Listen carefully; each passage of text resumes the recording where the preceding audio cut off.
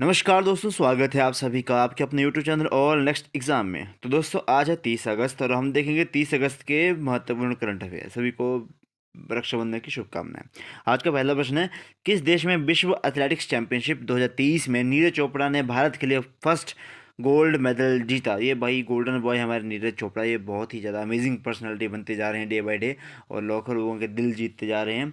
इन्होंने इस time Olympic के लिए, नेक्स्ट ओलंपिक जो होने वाले पेरिस ओलंपिक, उनके लिए भी इन्होंने अपना क्वालिफाई कर लिया है। ओके, तो इन्होंने अभी वर्ल्ड एथलेटिक चैंपियनशिप हो रही थी बुडापेस्ट की, हंगरी की राजधानी बुडापेस्ट के अंदर। इन्होंने 88.17 मीटर भाला फेंका और गोल्ड मेडल यहाँ पे अपने नाम करा। सेकंड पर है पाकिस्तान के अरशद नदीम। ओके, और चेक गणराज्य के जैकब, इन्होंने ब्रॉन्ज मेडल यहाँ पे जीता। अच्छा, हंगरी के घास के मैदान को पुस्ताज कहा जाता है। ये कल ही मैंने एक वीडियो रिकॉर्ड करी वर्ल्ड हिस्ट्री की, वर्ल्ड जियोग्राफी की, तो मैंने वहाँ पे करवाए। अच्छा, gold Tokyo Olympic and diamond league में भी नीरज चोपड़ा ने गोल्ड मेडल जीता था। ये भी क्वेश्चन कहीं ना कहीं बनेगा आपसे। नीरज चोपड़ा ने पेरिस ओलंपिक 2024 के लिए भी क्वालिफाई कर लिया। राष्ट्रीय अंतरिक्ष दिवस 23 अगस्त को मनाया जाएगा। वर्ल्ड चेस चैंपियनशिप में सिल्वर मेडल आर प्रज्ञानंद ने जीता, जो कि चेन्नई से संबंध रखते हैं। ओके जी, और ये बाकू अजरबैजान में आयोजित करा जा रहा था वर्ल्ड चेस चैंपियनशिप।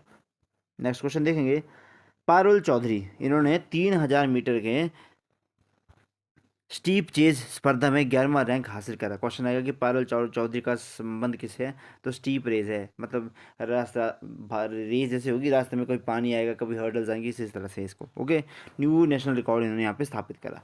भारतीय पुरुष टीम ने 4x400 रिले में पहली बार फाइनल में प्रवेश करा। ये भी बहुत बड़ी बात है भाई। ओके, सेकंड क्वेश्चन की अगर हम बात करें, किस देश द्वारा आयोजित ब्राइट स्टार 2023 अभ्यास में भारतीय वायुसेना ने पहली बार भाग लिया? तो ये भाई मिश्र।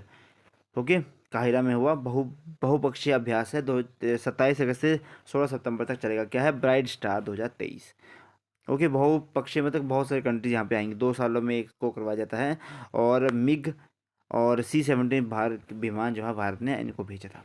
मिग वही विमान है जिसमें अभिनंदन वर्तमान ने पाकिस्तान की धज्जियाँ उड़ा दी थी। ओके, अभी पाकिस्तान के पास पास पता कौन सा जहाज़ था जो उस टाइम के सबसे बेस्ट जहाज़ थे भाई? US ने दिया था उनको F-16 विमान। ऐसे देता नहीं है भाई किसी को ये इन विमान को। ओके, अच्छा, मिस्र की राजधानी काहिरा। मिस्र को नील नदी का वरदान भी कहा जाता है और यहाँ के राष्ट्रपति हैं अब्दुल फतेह सीसी। साइक्लोन फर्स्ट, भारत और मिस्र के बीच में होने वाला युद्ध अभ्यास है जो कि राजस्थान में करवाया गया। भूमध्य सागर और लाल सागर को जोड़ने वाली जो नहर है उसको स्वेज कैनाल कहा जाता है। कोप 27 का आयोजन शर्म अल शेख मिस्र में करवाया गया, जो कि UNFCCC की बैठक होती है जिसका हेडक्वार्टर बॉन जर्मनी में है और जिसकी स्थापना 1994 के अंदर हुई थी। भाई ये छोटे छोटे क्वेश्चन हैं, ये छोटे छोटे क्वेश्चन ही कब बड़े बड़े क्वेश्चन बन जाएगा पता भी नहीं चलेगा। इसलिए इन चीज़ों को नोट जरूर करें। अगर अब इनका PDF चाहिए हो तो मुझे मांग लेना, मैं भूल जाता हूँ कई बार इनको सेंड करना, तो मुझसे मांग लिया करें। NDB नवीनतम सदस्य कौन सा है आपका? न्यू डेवलपमेंट बैंक का, तो मिश्र है। अध्यक्ष इसके डिल्मा रोसेफ इसके अध्यक्ष हैं। गणतंत्र दिवस 2023 के मुख्य अतिथि भी हमारे मिस्र के राष्ट्रपति अब्दुल फतेह सीसी थे। तीसरा प्रश्न हमारा, एमसन मनागवा किस देश के राष्ट्रपति चुने गए? तो जिम्बाब्वे के चुने गए थे। सेकंड और अंतिम कार्यकाल है इनका, ये निक नेम है इनका मगरमच्छ। ओके, अच्छा, 80 वर्ष की इनकी आयु हो चुकी है भाई, बहुत बुढ़े हो चुके हैं। जिम्बाब्वे की राजधानी हरारे। मुद्रास्फीति, महंगाई की समस्या यहाँ पे, मतलब क्या बोलते हैं इसको, महंगाई कंट्रोल नहीं हो रही। अगर एक ब्रेड का पैकेट भी लेके जाना होगा तो बोरा भर के पैसे लेके जाने पड़ते हैं यहाँ पे इनको। हंगरी की पहली महिला राष्ट्रपति कौन सी थी? देखो, कैटलीन नोवाक। इजराइल के नए PM बेंजामिन नेतन्याहू। न्यूजीलैंड के नए PM क्रिस हिपकिंस। इटली की फर्स्ट महिला PM जॉर्जिया मेलोनी। और हंडुरास की पहली महिला राष्ट्रपति शमारो कास्त्रा। ओके, चलो चौथा प्रश्न हमारा, वर्ष 2023 का फर्स्ट भारतीय यूनिकॉर्न बनने वाला स्टार्टअप कौन सा बना? एक जेप्टो करके एक यूनिफॉर्म है, ऑनलाइन किराने की तरह काम करता है। 1.4 बिलियन की इनकी वैल्यूएशन हो चुकी है। 10 मिनट में डिलीवरी पहुंचा देते हैं भाई ये। अगर आपने मंगवाया कि मुझे 1 किलो राजमा चाहिए, 1 किलो ये चाहिए, तो बस 10 मिनट में आपके पास ये पहुंच जाएंगे।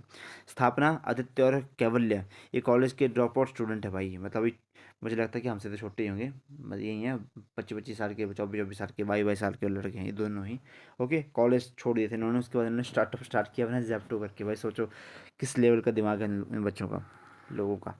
स्टार्टअप का बड़ा रूप यूनिकॉर्न कहलाता है। जब किसी कंपनी की वैल्यू $1 बिलियन हो जाती है या फिर 7,000 करोड़ तक हो जाती है तो उसको यूनिकॉर्न हम बना देते हैं। यूनिकॉर्न इंडेक्स भारत में तीसरा रैंक है। नेशनल स्टार्टअप डे 16 जनवरी को मनाते हैं। इंडिपेंडेंस करके एक ब्रांड स्थापित करता है रिलायंस के द्वारा। यूरिया गोल्ड, ये मिट्टी में सल्फर की पूर्ति के लिए राजस्थान में इसको स्टार्ट कर गया, प्रधानमंत्री मोदी के द्वारा इसको स्टार्ट कर गया था।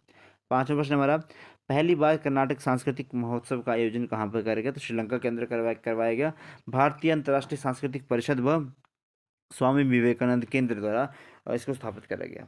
अच्छा, कैंडी पिरहोल महोत्सव ये श्रीलंका के में मनाया जाता है। दंत विशेष मंदिर है यहाँ पे, जो भगवान बुद्ध का जीवित रूप जिसको मानते हैं। दंत भारत से श्रीलंका की ओर मतलब जाते हैं लोग यहाँ पे। श्रीलंका की राजधानी है श्री जयवर्धने परमकोटे। यहाँ के राष्ट्रपति हैं रनील विक्रमसिंघे। केर पूजा त्रिपुरा के अंदर होती है, अब याद रखें इनको।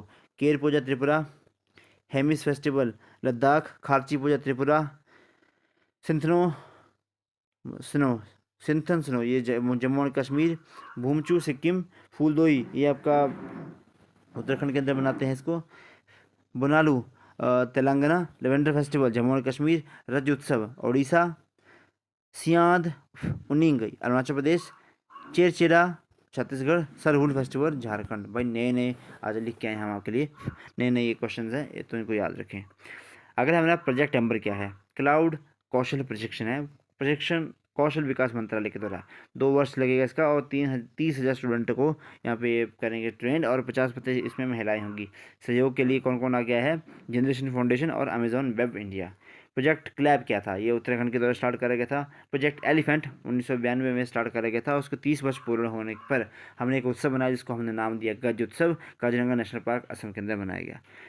प्रोजेक्ट काटरू ये आईआईटी मद्रास के द्वारा एयर पोल्यूशन को कम करने के लिए चलाया गया। प्रोजेक्ट 7A ये छठा जहाज आईएनएस विंध्यगिरी के लिए इसको स्टार्ट कर गया। सातवां प्रश्न हमारा, सेकंड G20 मुख्य वैज्ञानिक सलाहकार की गोलमेज बैठक कहाँ पे हुई? तो गांधीनगर गुजरात के अंदर, पहली रामनगर के अंदर हुई थी। मुख्य वैज्ञानिक सलाहकार हैं इंडिया के अजय सूद। G20 की स्थापना 1999 के अंदर हुई थी। इसमें 19 देश और एक यूरोपियन यूनियन शामिल है। 2023 की इसकी अध्यक्षता भारत कर रहा है, और 2024 में इसकी अध्यक्षता ब्राज़ील करेगा। थीम क्या है? वासुदेव कुटुंबकम, या फिर one earth one family and one future. Sherpa कौन है इसके? अमिताभ कांत। स्वास्थ्य मंत्रियों की बैठक गांधीनगर गुजरात के अंदर हुई। WHO पारंपरिक चिकित्सा प्रशिक्षण सम्मेलन गांधीनगर के अंदर ही हुआ संपन्न, और सेमिकॉन इंडिया 2023 ये भी गांधीनगर गुजरात के अंदर ही हुआ। मुख्य आर्थिक सलाहकार भारत के कौन है? तो अनंत नागेश्वरन मुख्य सलाहकार हैं भारत के। आठवां प्रश्न हमारा, 118 साल पुरानी काजीरंगा नेशनल पार्क की पहली महिला निदेशक कौन बनी? तो IFS है सोनाली घोष, इनकी पहली महिला निदेशक बनाया गया इनको। असम में है आपका काजीरंगा नेशनल पार्क, जो कि एक सींग वाले गैंडे के लिए काफ़ी फेमस है। इसको राष्ट्रीय उद्यान 1974 के अंदर बनाया गया था, और यूनेस्को वर्ल्ड हेरिटेज साइट 1985 के अंदर इसको घोषित किया गया था। असम में के 4 डिस्ट्रिक्ट हैं, चलो छोड़िए इसको। ऑल इंडिया सर्विसेज हमारी 3 तरह की होती हैं। आर्टिकल नंबर 312 के अंदर है IAS, IPS and IFS। Madhya Pradesh का 53वां जिला महूगंज है। कांग्रेस की पहली महिला अध्यक्ष बनी थी एनी बेसेंट। संविधान सभा में कुल महिला सदस्य 15 थी, ये भी क्वेश्चन बनेगा।